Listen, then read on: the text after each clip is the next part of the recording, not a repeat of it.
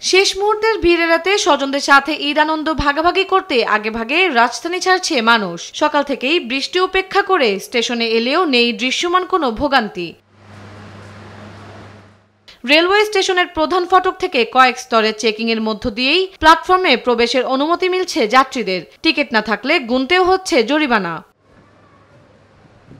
এবার ঈদ যাত্রায় ভোগান্তি না হওয়ায় সন্তুষ্ট যাত্রী সাধারণ। অনলাইনে সার্ভার জটিলতা থাকলেও টিকিট পেয়ে ট্রেন যাত্রা যেন বাড়তি আনন্দ যোগ করছে যাত্রীদের মনে। সার্ভারটা হয়তো আরো গতিশীল করা উচিত। ফ্রি সেমই আছে, কিন্তু মানে ভোগান্তি অনেকটাই কম।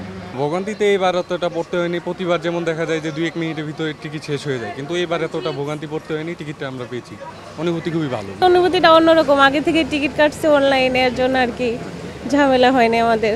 টিকিট কালোবাজারি রোধে ও সার্বিক নিরাপত্তা নিশ্চিতে তৎপর প্রশাসন। পরিচালনা করতে দেখা যায় মোবাইল কোর্টও। পাশাপাশি কাজ করছে বাংলাদেশ রেলওয়ে।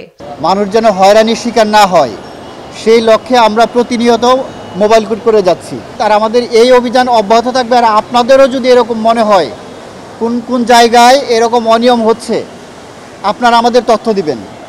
আমরা চেষ্টা করব ওই সব জায়গাতে হাত দেওয়ার জন্য। আসলে টিকিট কালোবাজারের বিষয়ে রেলপথ মন্ত্রণালয় এবং বাংলাদেশ রেলওয়ে খুব কঠোর আছেন। এই বিষয়ে অভিযোগ পেলে জিরো টলারেন্স ব্যবস্থা গ্রহণ করা হবে।